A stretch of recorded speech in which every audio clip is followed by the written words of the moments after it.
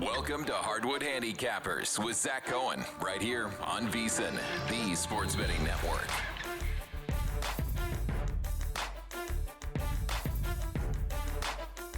This is Zachary Cohen, VSiN.com senior editor with another episode of Hardwood Handicappers. Today is Thursday, February 5th. We are recording this at 9:45 a.m. Eastern, and we have 4 picks for you for tonight's Thursday night slate. We will also talk through some of the trades that we saw in yesterday's, deadline deals. I mean, today is the trade deadline, this afternoon to be exact. So at VSiN.com, you will see me reacting to the deals as they come in. I have a trade deadline tracker on the website. I am kind of giving each one, some lengthy analysis and some betting, insights. So make sure you head over there if you're interested in seeing what these deals mean to each team. But we will talk about all the moves tomorrow morning if there are more today. There was a ton yesterday, so I'm imagining there can't be many more coming. But let's get into the games for tonight first. I have 4 picks, like I just said. I start with the Nets at the Magic. This is a game that tips at 7 p.m. Eastern, and the play that I have in this one is Anthony Black to go over 15.5 points at -117. I'm actually playing this to win 1.5 units. And I'm also going to take a little bit of his alternate on 20 plus at +220. And that's because this is a guy that has been thriving when there have been players out for Orlando, whether that's Jalen Suggs or Franz Wagner. Well, it's Wagner who is out tonight for this Magic team. And Black is averaging 18.7 points per game when playing without Franz this season.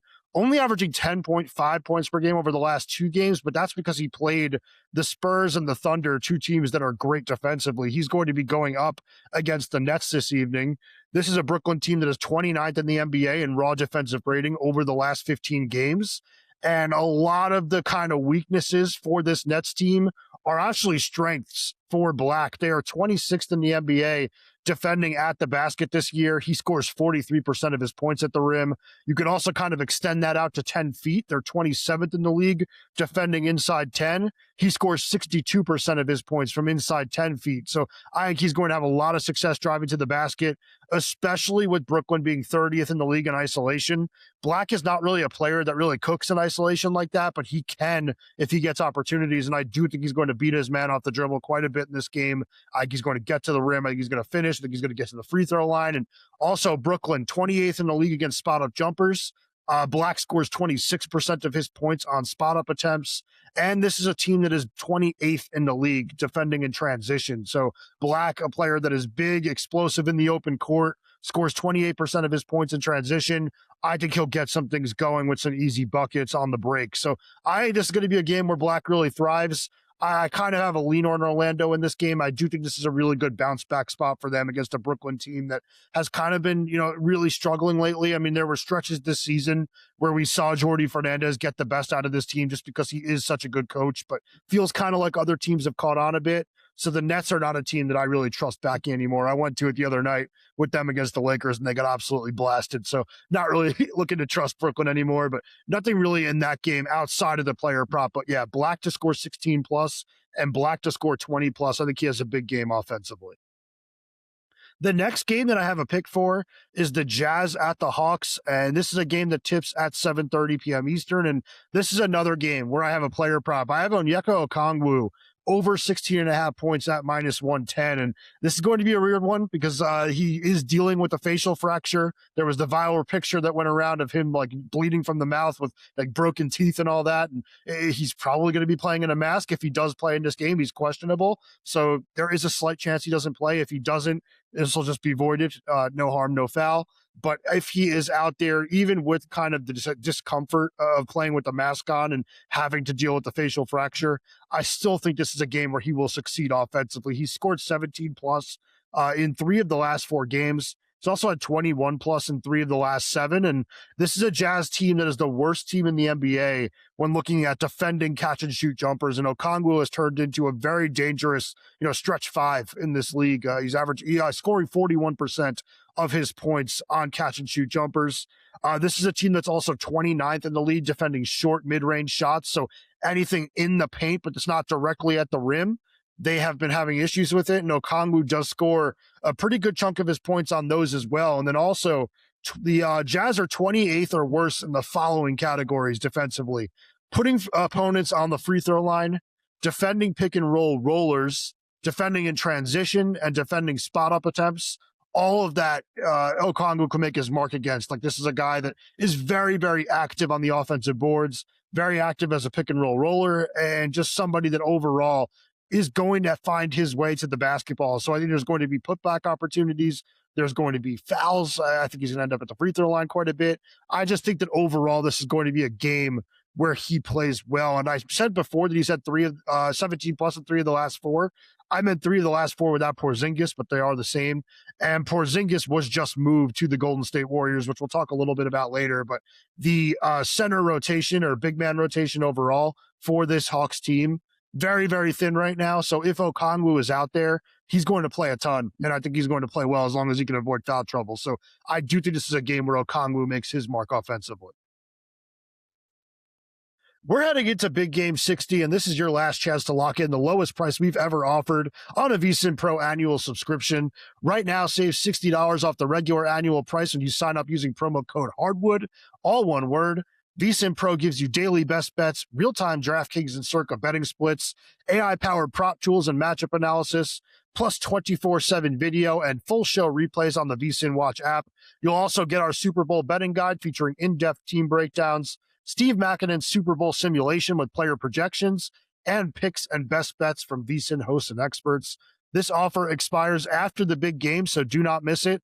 Visit vsin.com/subscribe and use promo code Hardwood. That's vsin.com/subscribe and Hardwood, HARDWOOD. And I'll let you in on a little secret. If you are looking for a subscription and you don't really care about the Super Bowl, you could still use that subscription for everything we're doing for March Madness, tennis, football for the coming year. Just that $60 off doesn't just mean Super Bowl content. You could take advantage before the Super Bowl ends and still get a really strong offer. So I would definitely head over there, use the promo code HARDWOOD for that strong price.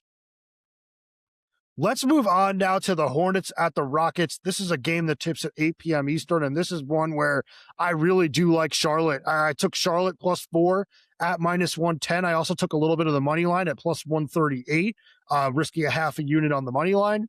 This is just a game where the Hornets are getting 2 days off or coming off 2 days off. The Rockets are playing their 3rd game in 4 nights and the second leg of a back-to-back. And Houston just got absolutely blasted by Boston last night, losing by 21 points at home in a game where they actually had a favorable rest spot against the Celtics, who were coming off the second leg of a back-to-back themselves. Really poor performance for the Rockets, and kind of one where I'm wondering how they're going to defend this Hornets team, because there are similarities between Charlotte and Boston, with Charles Lee, the current head coach of the Hornets, having, been an assistant under Joe Mazzulla and been an assistant with that Celtics team. The systems are somewhat similar. Charlotte launches a ton of threes. They get quality looks at both the rim and from the three-point line. I just kind of think that we're going to have to find out if Houston is capable of keeping up in a game with that type of team. If the Hornets are launching threes and making threes at a decent clip, do the Rockets have the firepower to match right now? And do they have the legs to guard them, with this being a really, really bad, rest spot? I mean, this Hornets team over the last 12 games, 9-3 with a net rating of +9.0. They've been one of the best teams in the entire NBA. They're on a 7-game winning streak. And that 12-game stretch that I just mentioned, I purposely excluded a 55-point win over Utah, where this team put up 150, because I don't want, the numbers to be skewed, but they are still one of the strongest teams statistically in this recent stretch. They're also 7-3 against the spread on the road this year as underdogs of 6 or fewer points. Houston, meanwhile, 14-23 straight up, 16-21 against the spread under Ime Udoka when playing the second leg of a back-to-back. I just think that this Rockets team is going to struggle a little bit defensively again. I do think that the offense is going to be a problem. It's just a little bit of a struggle right now for Houston with, no Adams, no Van Vliet, obviously. Van Vliet we've known about for a long time, but Adams, the recent injury that really kind of changed this team a lot. I mean, this is a Rockets team that built so much of its early season identity on getting offensive rebounds and scoring on second chances, and all of a sudden you're missing, maybe the best offensive rebounder in the league. It's just going to take some time for Houston to kind of figure out a new way to play, a new way to approach the second half of the season, because they're not going to be able to play the exact same way that they did early in the year. Curious to see what they do at the deadline. I'm wondering if they make a move, but I just think that the move has to be kind of investing in Reed Shepherd, turning him into your starting point guard and playing him 30 plus minutes and seeing what happens there, because they need to be a little bit better offensively. Moving on now to the final game that I have a pick for. It's the Spurs at the Mavericks at 8:30 p.m. Eastern. This is another situation where I really want to take Dallas against a strong team. So I'm taking the Mavericks plus 7.5.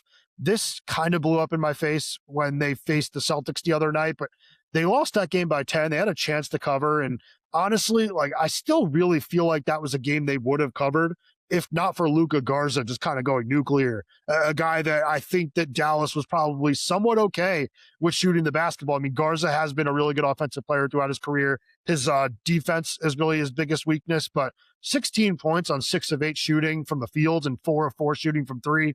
That did not help the play for Dallas, but this is a team that has been really strong when playing against good competition this year, especially at home. So this season, 7-3 against the spread at home when facing teams that outscore opponents by 3 or more points per game.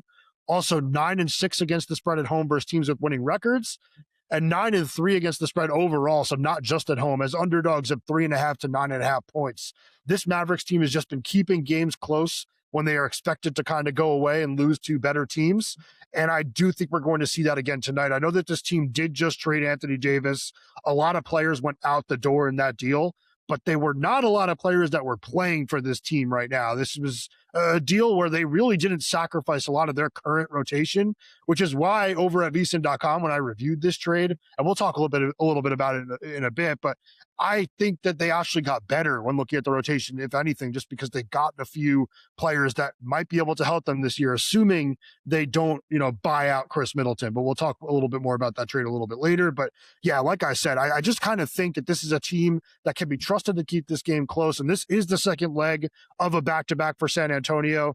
I know they kind of blew out Oklahoma City's C team last night, but we still saw Wemby play 28 plus minutes, 28 to be exact. We still saw Fox play 33. It was not a night off. Like they played 25 plus for, pretty much everyone in the rotation. I don't think that they're going to be exhausted, but I do think that there will be somewhat tired legs. And I just kind of think that this is a tough spot for them facing another team in Texas, a game where I think Dallas will get up. And I just kind of think that, this is going to be another game where we see Cooper Flag go off. I mean, this guy has been insane lately. Like, I don't even want to say what I think about him in that trade. Like, I without getting too crazy, like, I just don't know that he's going to be that much worse than Luka for that much longer, which is, it is crazy. That's a hot take, I'm sure. But like, this is a guy that's scoring 30 plus every night now and gives you better defense than you were ever getting with Luka. And obviously he's not on that level right now, but my point is not that far away. And Dallas fans really, really did get lucky winning that lottery, because this would have been so bad to just lose Luka for nothing. Instead, you kind of have this new timeline where, like, winning in the future, very, very much in play, because Flag is going to be an absolute star for a very long time. Attention to any listeners who are new to VSiN, signing up for our free daily newsletter is a great way to catch up. Delivered straight to your inbox every morning, VSiN's newsletter offers picks, data, and strategies for the day's betting menu. Sign up for free now at vsin.com/newsletter and start receiving your free newsletter tomorrow morning. That's vsin.com/newsletter. Stay ahead of the game and bet smarter with VSiN. I'm sorry that I paused just now, but we did actually just get a trade come in. I just got an update on my phone. So we can start with that right now, because I'm going to talk a little bit about the deals we saw yesterday, some of the deals we saw last night. And yeah, like I said, you'll get some instant reaction from me right now with the Bulls having traded Ayo Dosunmu to the Minnesota Timberwolves. I'm not exactly sure what went out in this deal, but I will say this is a trade that I do think sounds like could mean the end of the Giannis Antetokounmpo pursuit for this Timberwolves team. I think that, this is a team that we've talked all year about how they need help at the guard spot. And I think that I talked a lot about them potentially being a Coby White team this season. And I do really like Minnesota moving forward as a contender in the Western Conference and the NBA Finals. But I did want to see them make a trade for a guard. I kind of like this move for them, because depending on what they gave up, Dosunmu is not just a good guard, he's a good defensive guard. So he's only going to make their defensive identity stronger. And if he's knocking down open threes, playing off the ball with Ant, he's somebody that could really help this rotation. So I think I probably would have preferred to see Coby White, but I think the worst scenario for this Minnesota team would have been just not doing anything. And I think this is a solid swing on a player that they probably got for very cheap. Once I see what they sent out, I will kind of update you there. But yeah, quick reaction is that I do like this move for the Timberwolves. I think Dosunmu is a really good player and a player that I think will look a lot better on a winning team than he did on kind of a mediocre team. So definitely a nice move for Minnesota. Like I said, though, I do kind of think this is going to mean that they're not going to go for Giannis. But I guess we'll see. I mean, I think that they probably still have the ability to get him. I just kind of seems like teams are backing out. And that brings me to the next trade where the Warriors trade Jonathan Kuminga and Buddy Hield last night for Hawks big man Kristaps Porzingis. And that was the one that signaled to me that Golden State was out on Giannis. Whether or not they'll tell you that or not, apparently this morning they've implied to teams that they're not out of the running, but I don't know how they get there without Kuminga's contract.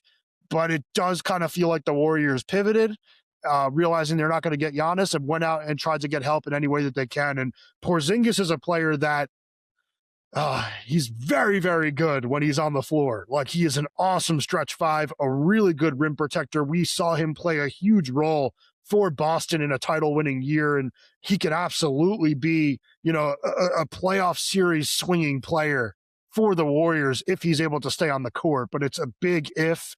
And it's kind of like the theme of the deadline, if you think about it, where it's a lot of teams are getting guys that have not been able to stay healthy. It's just a really interesting thing where the players that were available are guys that are not really available. So it's just a matter of, can your training staff get more out of this guy than the previous one? Porzingis is a player that has dealt with his fair share of injuries throughout his career, but what he's dealing with now is that illness that kept him out for big chunks of last season, has now kept him out of big chunks this season, has also been banged up here and there throughout the year. But can the Warriors keep him on the floor? If they can, he's a great fit for them at the center spot. I mean, it's the same idea as Horford, but you're getting a guy in his prime, theoretically. It's a stretch five that can play next to Draymond because he can, step outside and knock down jumpers, doesn't occupy the same space on the floor, and defensively, offers rim protection while also offering a little bit of mobility. I know that's what you kind of think you're getting in Horford, but this is an older version of Horford, not quite the same. Porzingis, when he's on the floor, should provide exactly what they thought they were getting for Horford.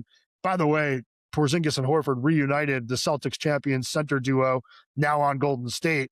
I think that this is a really good move for the Warriors in that, I love the fit between Porzingis and Curry and Porzingis and Green. It's just a matter of how much they get out of him. That's really all there is to it, is can Porzingis stay healthy? If he can, this is a Warriors team that will be a little bit better, on a night-by-night basis, so maybe a little bit better against the spread the rest of the season.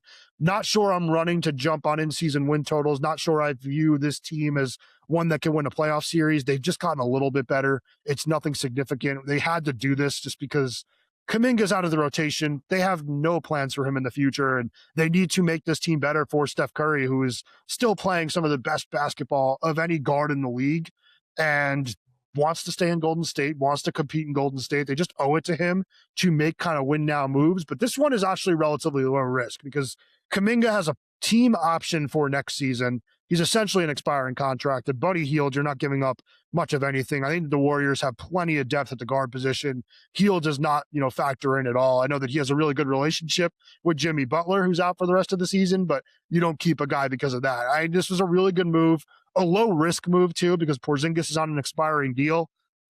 If this doesn't work, if they can't keep him on the floor and they can't reach a reasonable extension in the offseason, assuming that's even what they want to do, his salary will just come off the books and make things easier on them over the summer to kind of, retool this team around Curry. So good player this year, not somebody that impacts the books moving forward. And kind of a similar situation for the Hawks. Kuminga with a team option is not really a major investment. You're taking a chance on his talent, hoping that, you're getting a big wing with that can really run, that can jump, that can, knock down the occasional three, that theoretically should be a good defensive player. I'm just not a Kuminga believer. Like, I really think that Steve Kerr is a great coach, and I think he knows what he's doing. And the fact that he wasn't able to find minutes for Kuminga on a team that I think desperately needed talent in any way imaginable makes me think that there are some real red flags there. And we'll see if Quinn Snyder finds the same thing in Atlanta. But overall, like, I understand the swing. Like, I understand, seeing that Porzingis isn't playing much for you, going out, seeing if maybe Kuminga could be a big piece of your long-term core, because that is a team that just has a ton of big wings and kind of could be like a futuristic NBA team if they kind of hit on a few of them. But we will see. I'm not really high on Kuminga, so we will see if he ends up being any bit better than he was at Golden State. But the other trade where I kind of mentioned that, we're banking on health here, Anthony Davis gets traded to the Wizards in a deal that included all kinds of moving pieces, but the biggest ones were Dallas getting a few protected first-round picks, ones that really aren't that valuable, but any first-round pick is somewhat valuable. One of them will be, a pick towards the end of this draft, so I guess that's decent for Dallas. But really, this trade is more about the Mavericks moving forward and turning the page to the Cooper Flag era. Like I said before, Flag has been way better than they could have possibly imagined. I think that everyone kind of saw Flag as like a more athletic, better defensive, like Gordon Hayward type, like not, a guy that you could just dump the ball to and expect 30 plus every night, more of like a point forwardy, like, I don't know, connective star in a way, like a connective, like a Pippen, honestly, like a Scottie Pippen is what a lot of people comped him to, but he's really turned into like an offensive engine for them.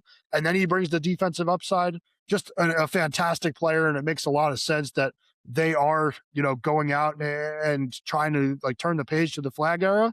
Sorry, I just got an update. That trade before sent Rob Dillingham, Leonard Miller, and 4 second-round picks to the Bulls for Dosunmu. So, Minnesota's giving up on a player that they did invest a lot in Dillingham, but he did not show much of anything in his time in Minnesota. So they went out and tried to add help to this year's team. So I don't blame them for that. And by the way, good move for the Bulls. I think that they have 1,000 guards now. I don't know how they're possibly going to play any of them, but they should be giving Dillingham a really good chance to kind of earn his keep and prove himself in this league, because that's a guy that went top 10 in the draft not too long ago. Didn't get a shot on a really good Timberwolves team. Understandable. Like, the defense was an issue. The shooting never looked the way that it did in Kentucky. So just really never lived up to what they wanted him to be. But maybe he can in a redraft situation where the Bulls are, a borderline tanking team that has minutes for him. Interested in seeing what he becomes there. But yeah, good trade there. Let's get back to Davis.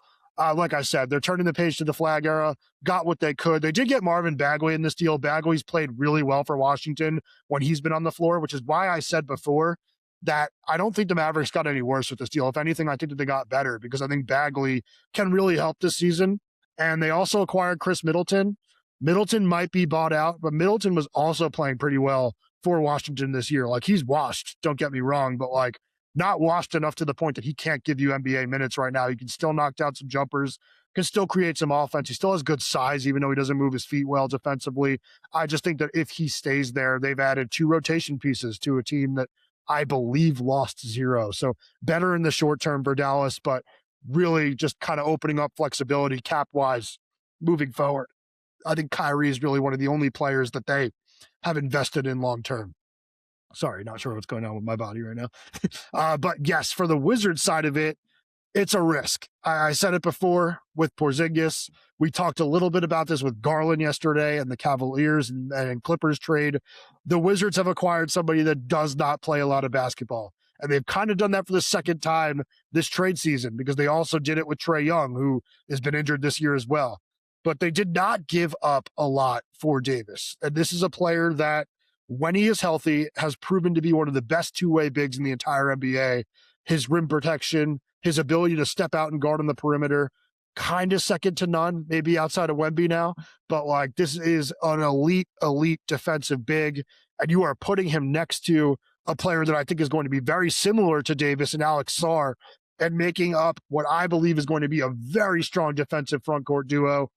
Add in, Bilal Coulibaly, and you have one of the best defensive front courts in the league between those three. It's just a matter of keeping Davis healthy, and that's going to be a major challenge, because whether it was the groin, the eye, the hand now, or the wrist, whatever that was.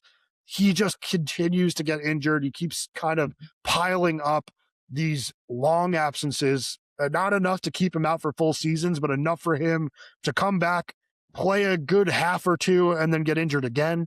Like, Washington has to believe in their medical staff to keep this guy healthy. If they do, and if they can keep Trae Young healthy, two major ifs, this is a team that's going to be ready to compete in the Eastern Conference, possibly as soon as next season. Like, I know that that's crazy considering what the Wizards have done over the last few years. This is a team that wins 20 or fewer games seemingly every year now. Like, what is their record at the moment? It is 13-36. So they are going to be fighting to win like 25 games this year. And I don't think they're going to do it, but this is a team that has a ton of young talent, and they're not just young, talented players. They're like the right types of pieces to put around players like Trae Young and Anthony Davis. Like, you have Keyshawn George, who is an awesome like point forward type that could just do absolutely everything on a basketball court at a pretty high level. Maybe he doesn't do anything great, very good at everything though, and a player that I think is going to be fantastic for a very long time.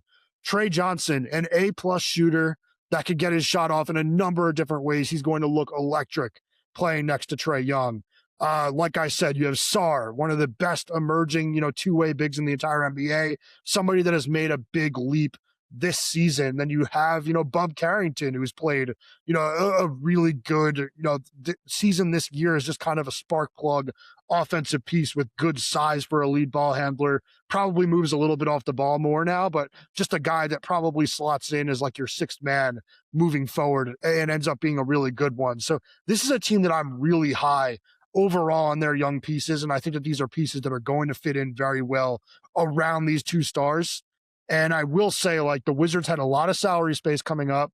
They did not have, an avenue to get superstars because not a lot of players want to play in Washington. So they went out and got two proven ones, and they're ones that carry some risk, but that's just kind of what you have to do sometimes. But we have said for a long time when talking about Trae Young that the perfect player for him would be Anthony Davis, because you're pairing him with one of the best defensive bigs in the entire NBA to kind of cover up for his defensive deficiencies. Now you have a full team that can kind of cover up for that with Coulibaly, Sarr, and Davis behind him. And then you're talking about Young having AD as a pick and roll partner. That's going to be really good to watch too. I mean, for a while we were kind of saying that if Trae Young could find his way to LA, if Rich Paul could force him there in a way, that would be a situation that could work out really nicely for Young. Well, somehow that went from like LA to maybe the Hawks trade for Davis and pair Davis with Young, to these two are now paired together in Washington in the weaker conference. And this trade does nothing for Washington right now. But like the Jazz trade, we're talking about a team that's starting next season. You just have to treat them completely differently than you have in years past. They are going to be a borderline top 4 team in the Eastern Conference when they are healthy. So just get ready for that. Get ready for the perception of the Wizards to change in a big way. I'm really high on what this roster looks like right now. Other trades that we'll just quickly hit on. Don't have a lot of time, but 76ers trade Jared McCain to OKC for a first-round pick and 3 second-round picks. That first-round pick is the Rockets' first-round pick, so will probably be in like the 25 range. Definitely feels a bit like selling low for the Sixers, because last year, for the first half of the year, like first quarter of the season, McCain looked like he was going to win Rookie of the Year. Like, he was an awesome off-the-dribble shooter, a better driver than people thought, and then the size at the guard position, pretty solid considering just how sturdy he is. Like, he's not short, he's pretty strong, and I think that a lot of people confuse him for a soft player because, like, he makes the TikToks and stuff. By the way, incredible voice. He has a great voice. My wife and I love watching his TikToks, but this is a feisty player on the court. Like, I don't care what you think of him off the court. I don't care like what you think of like the nails. This is a competitive player, and I think he's going to fit in really well in OKC. And I kind of think it was a little too soon for the Sixers to give up on him. There were reasons for them to do it. I wrote about this at VSiN.com as well. This ducks them under the tax to the point that they can now convert Dominic Barlow, who's played very well for them on a 2-way contract, into a standard contract. Like, he has been their starting power forward. He's only 22 years old. They needed to kind of do something with him. And it does seem like they want to bring Quentin Grimes back next year. They'll have to pay him. So getting under the tax definitely made sense. It just kind of feels like McCain got shoved out once they, kind of got VJ Edgecombe, got a great guard in the draft this year in Edgecombe, like somebody that's going to be a star or all-star for a very long time to come, but just feels a little bit like they didn't get the greatest value in the world for a really strong player. And I think that, for OKC, you're bringing in a guy that kind of fills a direct weakness in that you are not the greatest three-point shooting team in the world. You have a bunch of perimeter players that are feisty on the ball, just kind of tenacious at the point of attack, but maybe leave a little bit to be desired when it comes to spacing the floor and making teams pay for, sending help in SGA's direction. When McCain is on the floor with SGA, J-Dub, and Chet, this team is going to suddenly be way better offensively than maybe we've ever seen them, because this is a guy that, like Isaiah Joe, elite floor spacer, but gives you way more in terms of shot creation than Joe does. Joe just really a standstill shooter. And by the way, someone that they got from Philly as well for the cheap. So I really like this move for OKC. You're seeing a lot of stuff come out now about GM saying that this was a steal for the Thunder. And why would you trade Sam Presti somebody? Because if Sam Presti wants somebody, probably means they're pretty good.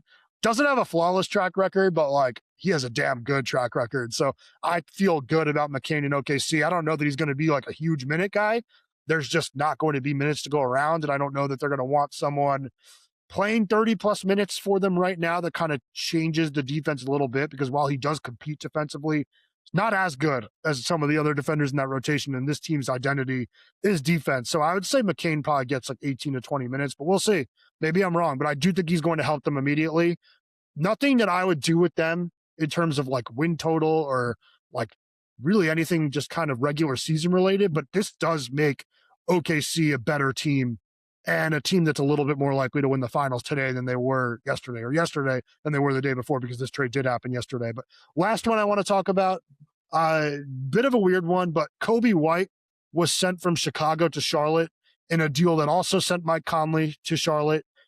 Collin, Sexton, and Ousmane Dieng went to Chicago, and Mason Plumlee went to OKC. Plumlee was waived by the Thunder, not a big part of that deal. They were just dumping Dieng.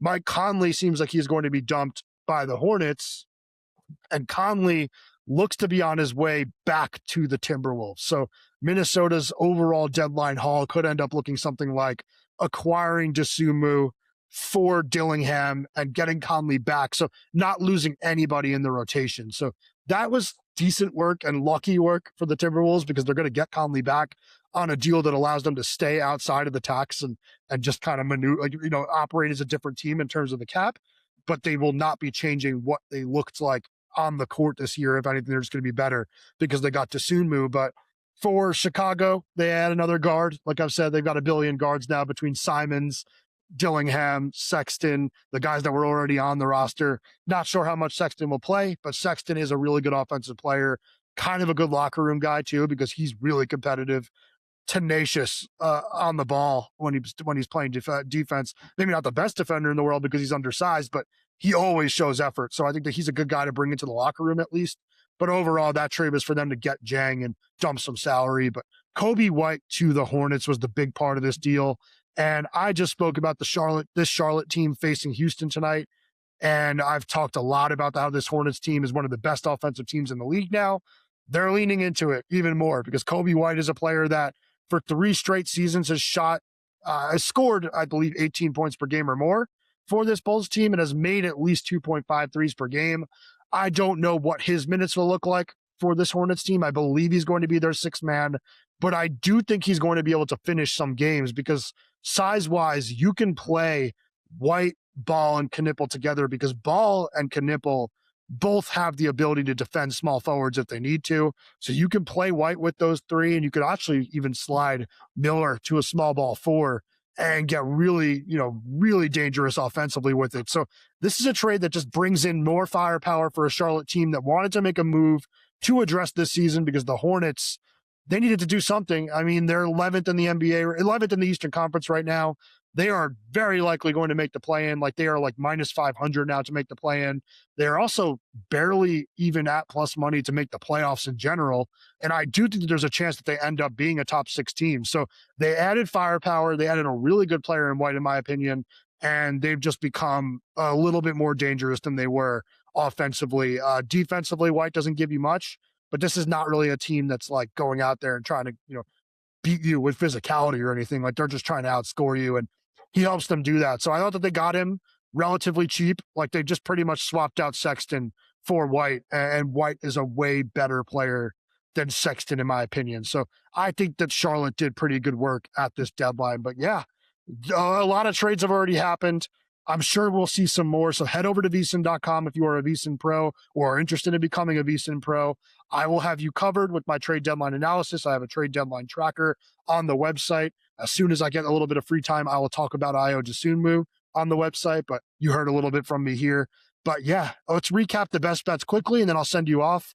Anthony Black over 15.5 points at -117 to win 1.5 units. And I have the alternate on Black to score 20 plus at plus 220, risking 0.5 units. This is against the Nets. I have Onyeka Okongwu over 16.5 points at -110 versus the Jazz. And I have the Hornets +4 at -110 and the Hornets money line +138, risking a half a unit versus the Rockets. And then Mavericks +7.5 at -110 versus the Spurs. 4 games for me tonight. Trying to take it a little bit easy because I do think we're going to see some trades that change these rotations. And overall, just these are the 4 games I really like. Didn't really want to force anything else. Maybe I'll add something later. We'll see. I did add 2 plays last night.